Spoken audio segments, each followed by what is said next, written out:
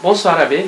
Bonsoir Ephraim. Aujourd'hui nous sommes dans ce lieu historique pour moi parce que j'ai eu à passer 2 semaines dans ce lieu. L'objectif de cette visite, c'est de connaître la vie d'un séminariste. C'est quoi un séminaire? Qu'est-ce qu'on y fait? Pour éclairer un peu des gens comme moi qui peut-être ont oublié c'est quoi un séminaire ou peut-être ils n'ont jamais connu un séminaire. Merci pour la visite et pour l'opportunité que vous nous donnez de nous exprimer sur ce qu'est un séminaire, sur ce qu'on y fait et vit et les objectifs qu'on y attend.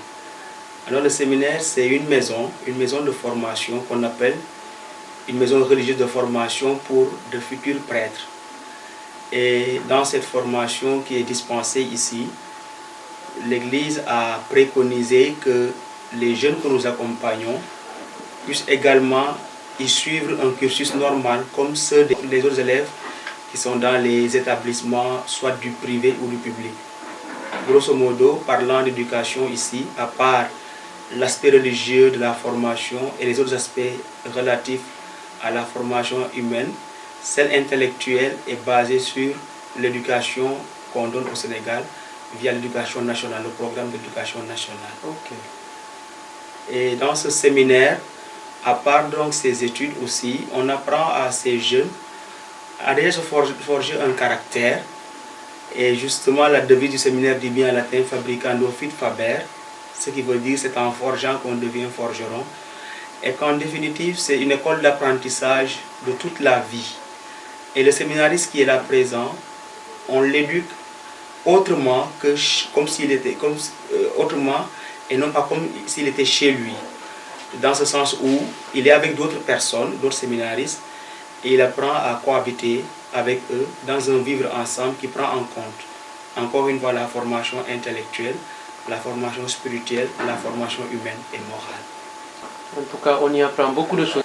Comme j'ai eu à enseigner la catéchèse, je vois que vos cahiers sont plus riches que les cahiers de ce qu'on fait dans les écoles ou dans les paroisses. Et vraiment, ça, c'est un plus pour eux. Ben merci. La catéchèse, elle est dispensée ici par des prêtres.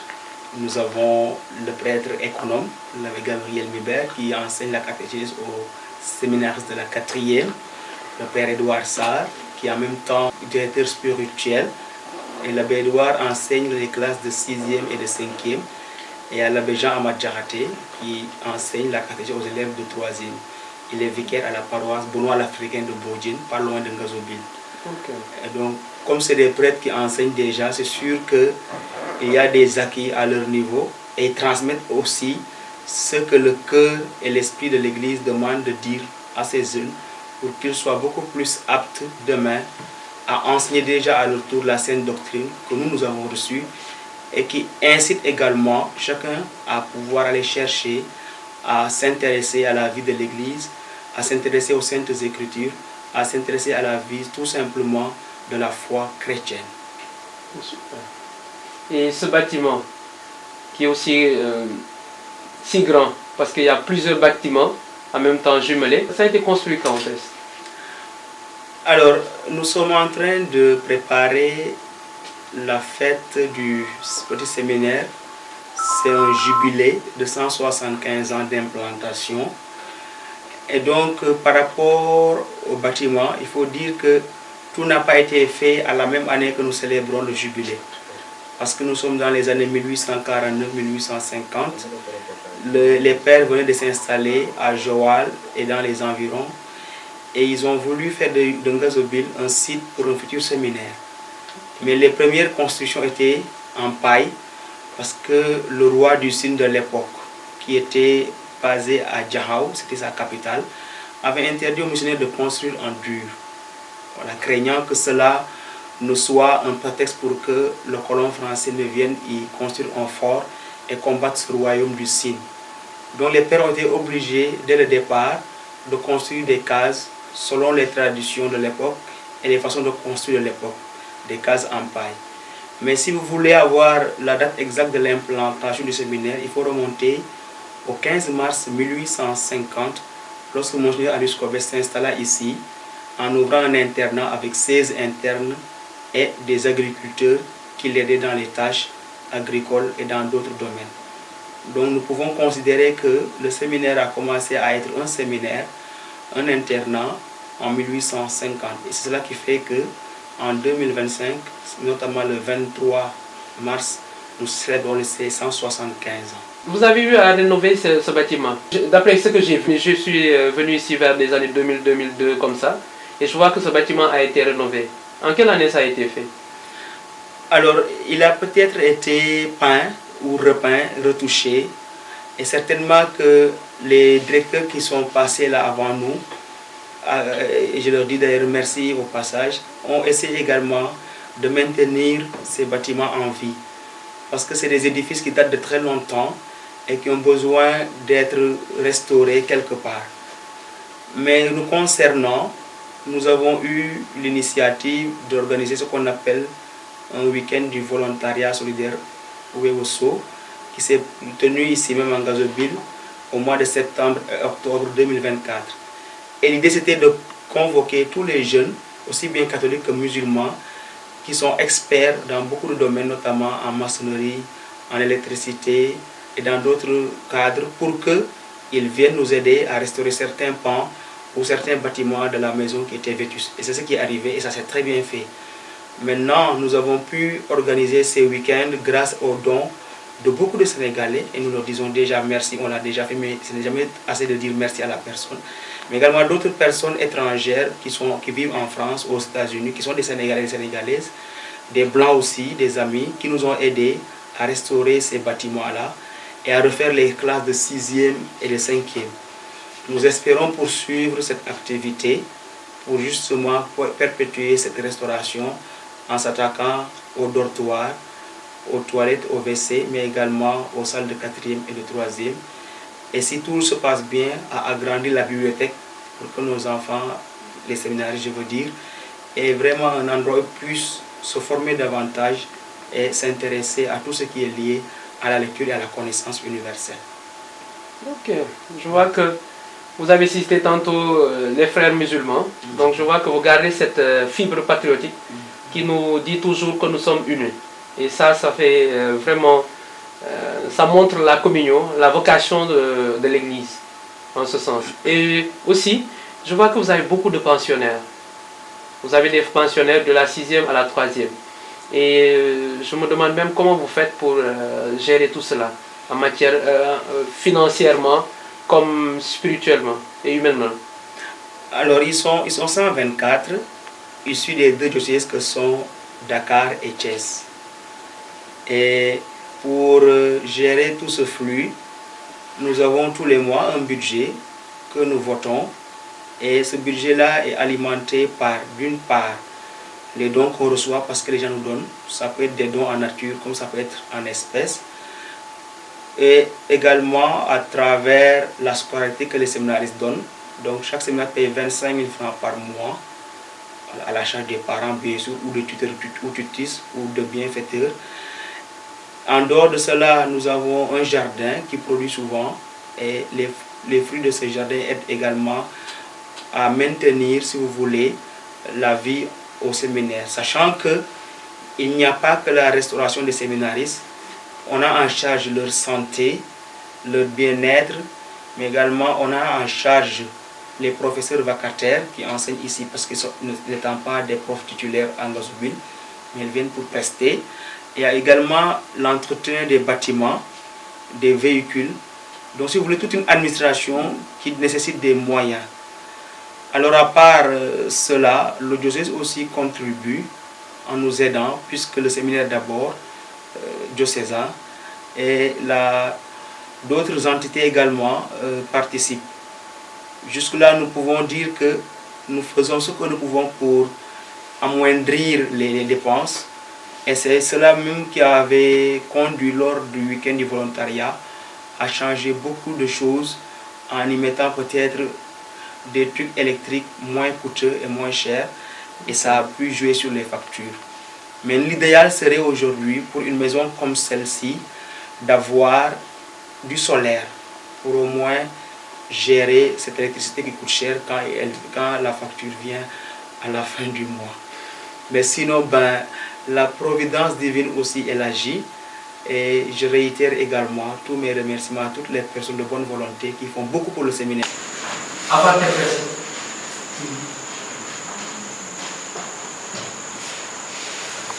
En nature, en espèces, et même à travers des conseils. Et pouvons-nous avoir une idée de vos charges mensuelles? Alors, je ne suis pas l'économe c'est le Gabriel, mais je sais que le budget au séminaire tourne autour de 4 à 5 millions par mois. Voilà. Et donc, il faut le boucler pour que nous puissions entrer dans nos fonds. Maintenant, le séminariste, si vous voulez, on peut dire qu'il coûte, un séminariste coûterait à peu près 89 à 90 000 francs. Mais si vous le multipliez par 124 personnes, c'est de l'argent. Et on essaie toujours de nous rendre compte que nous avons à servir l'Église avec les moyens dont nous disposons. Et nous faisons de manière à ce que ces enfants-là se sentent également à l'aise. Bien sûr, ils ne peuvent pas avoir ce qu'ils ont chez eux, ça il ne faut pas se leurrer.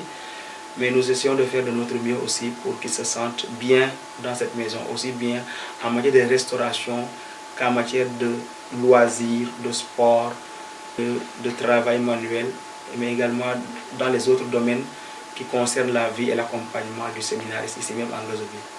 Okay. Et les parents, ils participent? Oui, les parents ont l'obligation de verser chaque mois 25 000 francs. Et comme je disais tout à l'heure, peut-être que certains, c'est des parents biologiques qui leur offrent cela, d'autres, ils ont certainement des parrains ou des marraines, ou des tuteurs ou tutrices. Donc, c'est cela qui contribue. Mais chaque séminaire est censé, à la fin de chaque mois, verser 25 000 francs par mois, jusqu'au mois de juin pour les 6e et les 4e, les 5e, et 10 000 francs de plus pour les 3e qui passent le BFM en juillet. Je vois que ça devient lourd pour vous en matière de charges que vous avez. Parce que 25 000, au lieu de 85 000, je vois que il y a beaucoup de cas, excusez-moi. Et c'est difficile. D'où l'importance vraiment que les gens viennent soutenir votre séminaire. Est-ce que vous recevez des subventions venant de l'État? Jusque-là, non. Jusque-là, non. Donc vous partez avec vos propres moyens et les contributions individuelles des uns des autres? Tout à fait. Donc des dons de particuliers. Et comme on l'a dit tout à l'heure, de ce qu'on tire du jardin et de l'élevage, parce qu'on fait de l'élevage également. Mais à part cela, nos finances sont plus issues de ce que le diocèse donne comme contribution, de ce que le diocèse de Thiès aussi donne comme contribution, parce qu'ils ont le séminaire ici, donc ils payent par trimestre selon le nombre qu'ils font, suivant le contrat qu'ils ont. Et puis le reste maintenant, c'est géré par la scolarité, par les dons particuliers. Quelles sont les activités que les pensionnaires mènent en dehors des activités qu'on dit scolaires? Alors, ils sont là comme aussi, vu leur âge, ils ont besoin de loisirs. Donc au séminaire, on a établi le programme de telle sorte que, à part les cours qu'ils reçoivent en classe, ils ont des heures d'études, mais ils ont des heures de récréation, ils ont des moments de loisirs, ils vont à la plage. Voilà, certains vont s'y baigner, d'autres se promènent. Ils ont le sport, football, basketball et volleyball. Ils ont également le travail manuel pour entretenir la maison. Et ils ont des sorties mensuelles. Et ces sorties-là leur permettent d'aller soit à Joal, soit à Ndjanda, soit à Mbojene, soit à Fadjout. Okay. Pour voir des amis, des parents, ou au moins sortir et pouvoir se divertir. Ça fait partie. Et pendant les veilles de vacances, ils ont ce qu'on appelle la veillée des vacances, où ils sont là avec le tam-tam. Mais sinon, dans les après-midi, le soir, avant la prière du soir, ils sont souvent à la salle de télé. Et le samedi, c'est le week-end. Là, ils ont beaucoup plus de temps pour suivre la télé ou pour faire autre chose, des jeux dans la cour de l'établissement. Donc, il n'y a pas que les cours, ils font beaucoup d'autres choses, okay. Surtout tout le long de la semaine, parce que chaque jour a son programme particulier. J'ai bien aimé les jours de sortie quand j'étais ici. J'ai bien aimé parce que ça permettait de rencontrer d'autres personnes et de changer carrément de cadre. Vraiment. Et qu'est-ce qu'une journée typique d'un séminariste?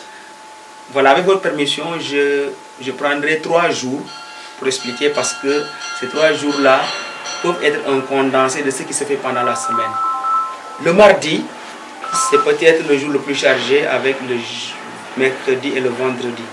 Donc pour ces 3 jours-là, ils se lèvent à 5h50 du matin, ils prennent leur bain et à 6h25, ils se rendent à la chapelle pour commencer l'office de l'aude qu'ils chantent à 6h30.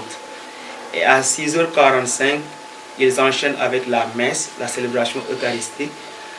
Et à 7h30, ils terminent la messe, ils vont prendre le petit déjeuner. Mais il y a toujours un groupe dans chaque classe qui balaye la classe avant d'aller prendre le petit déjeuner. Et à 8h, ils commencent les cours. Et à 10h, ils ont la pause. À partir de 10h15, ils conduisent les cours jusqu'à 12h15. À 12h15, ils rejoignent la chapelle pour faire ce qu'on appelle l'ora média, donc l'office du milieu du jour. Ils chantent aussi jusqu'à 12h30, 12h35, avec l'Angélus à la fin. Et de la chapelle, ils vont prendre le déjeuner, donc ils mangent à midi comme on le dit. Et à partir de 13h, ils ont la pause jusqu'à 14h.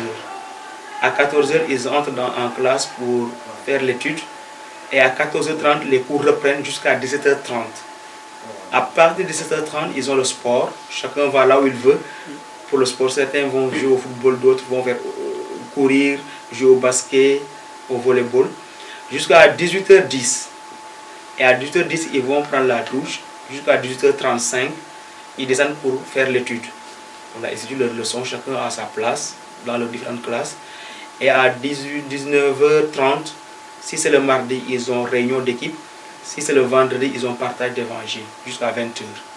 Donc à 20h, ils prennent le dîner et à 20h30, ils sortent pour aller soit à la salle de télé ou se promener dans la cour.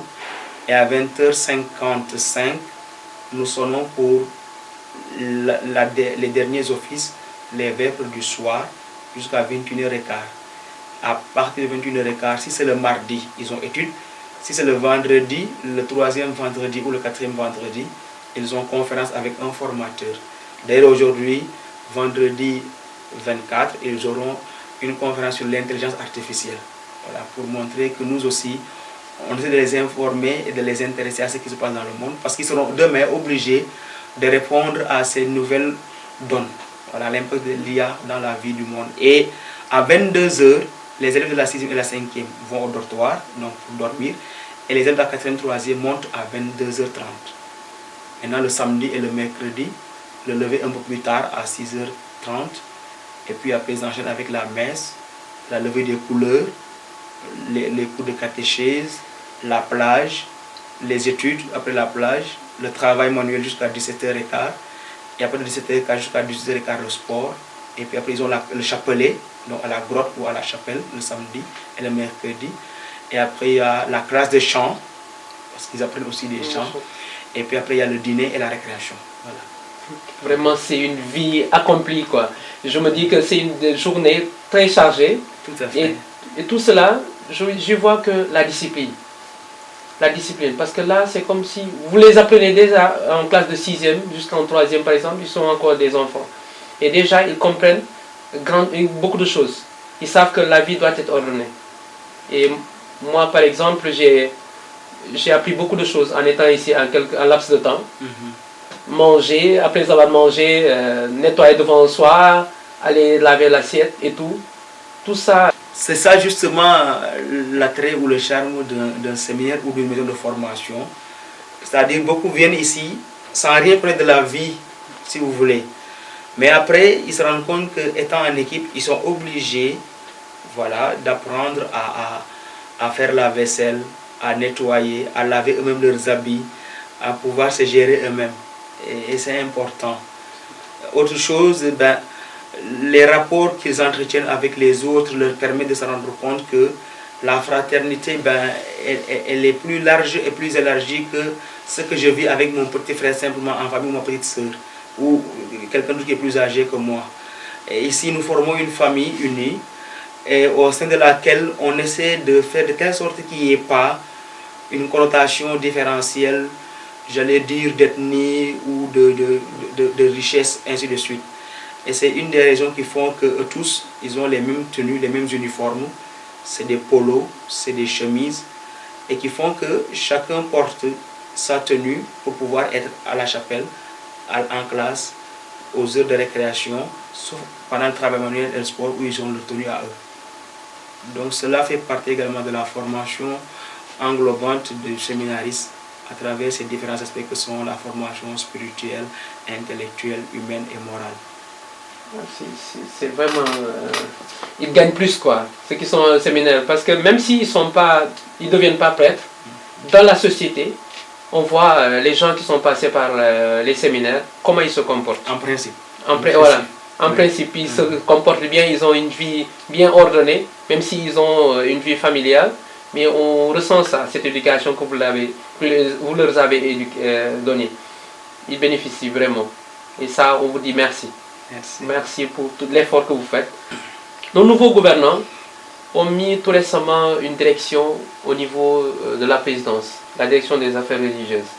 Et cette direction est censée prendre en charge les différentes religions révélées de notre pays. Est-ce qu'ils sont entrés en contact avec vous? Merci pour la question qui est intéressante. L'État actuel est en train de travailler en mettant en valeur également la religion.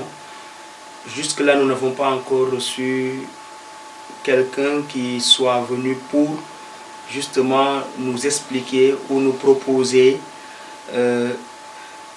quelque chose relatif à ce que le gouvernement va faire avec cet aspect religieux. Mais on espère que ça viendra, mais nous sommes toujours dans l'expectative, nous attendons toujours comme on dit. Et puis, pendant ce temps, nous essayons de faire ce que le séminaire sait faire et ce que l'Église sait faire, c'est-à-dire former, éduquer, prier, intercéder et accompagner. Et espérons que ils vont réagir vite, parce que vous en avez besoin. Le fait de visiter ces différents séminaires me donne vraiment cette appréhension que les séminaires ont besoin d'être soutenus. Et si la direction aujourd'hui vous demandait qu'est-ce que vous leur conseillé ou qu'est-ce que vous leur proposé comme piste à explorer concernant les religions, particulièrement les chrétiens? L'État? L'État, oui. Alors, je ne pourrais pas parler au nom de l'Église pour tout le monde, parce que j'ai une autorité au-dessus de moi. Si maintenant on me pose une question relative à mes attentes ou à nos attentes par rapport à ce séminaire, je dirais que ces attentes sont à 3 niveaux. Le premier niveau, c'est le cadre de vie. Faire de telle sorte que ce cadre de vie des séminaristes soit des meilleurs. En quoi faisant? En venant en appoint à ce que le séminaire fait déjà à travers la rénovation ou la restauration de certains sites du séminaire qui sont vétustes. Le deuxième niveau serait aussi que nous puissions financièrement aider le séminaire à tenir ses dépenses courantes. Et le troisième niveau, c'est d'aider le séminaire dans ses projets de modernisation d'une école d'excellence que nous voulons. Elle est déjà une école d'excellence, mais nous estimons qu'elle peut l'être mieux et plus. La preuve, nos enfants qui sont premiers dans les classes, leur moyenne commence par 16 jusqu'à 18 de moyenne. Celui qui est en 3e, il a eu 18. Celui qui est en 4e, 18 de moyenne. Celui qui est en 5e, 17. Celui qui est en 6e, 16. Et donc, les 5 premiers vont de 18 à 15 de moyenne. Et c'est rare qu'un séminaire n'ait pas la moyenne ici. Souvent, c'est peut-être 1 ou 2 qui ont 10 de moyenne. Et donc, quand je parle ici du 3e niveau qui est intellectuel, c'est pour que d'une part, nous puissions être dotés de nouvelles machines ou de nouveaux ordinateurs pour la salle informatique, que nous puissions avoir un financement pour agrandir la bibliothèque, pour en faire même dans le futur une bibliothèque moderne et modernisée, pour changer les tableaux qui sont encore toujours des tableaux noirs à la craie. Je crois qu'on peut avoir mieux et trouver mieux aujourd'hui. Mais comme je dis souvent, on ne va pas attendre que tout nous tombe du ciel ou sur nous. On essaie de faire le peu qu'on peut en attendant d'être soutenu. Donc c'est comme ça que je voudrais en tout cas résumer ce que nous attendrions d'une quelconque autorité qui voudrait soutenir le séminaire. Donc à un niveau, c'est-à-dire intellectuel, économique, et entretien des bâtiments. Et c'est pour cela que lors des conférences du vendredi, nous les entretenons sur des thèmes différents de la foi. Et aussi nous les intéressons à Laudato aussi, depuis l'ancien directeur l'abbé Etienne, que je salue au passage, qui est actuellement au Grand Séminaire de Sébikotane. Lui, il avait initié avec son équipe de l'époque ce qu'on appelle le laudatage. Il nous arrive d'aller à la barrière, nettoyer la barrière parce qu'il y a des sachets qui sont là-bas ou d'autres ordures. Et ça fait que on rend propre la plage, on rend propre également notre environnement immédiat. Et c'est une réponse qu'on donne au monde aussi pour lui dire que nous pouvons venir à bout des déchets si chacun met du sien, mais en commençant déjà à sensibiliser sur l'importance de rendre une maison propre, un environnement sain et viable, comme le dit le pape François. Et ça entre dans la droite ligne de Laudato aussi. Ça aussi, ça fait partie des formations que nous prodiguons ici à ces jeunes séminaristes. Maintenant, le reste, chacun aussi a son temps libre, le dimanche, d'aller lire à la bibliothèque, de prendre un livre, ou bien le samedi, il y a des heures de lecture qui sont préparées pour ça, pour qu'ils sachent qu'ils ont besoin de lire pour comprendre, pour connaître et découvrir. En tout cas, merci, Abbé. Merci de nous avoir accueillis.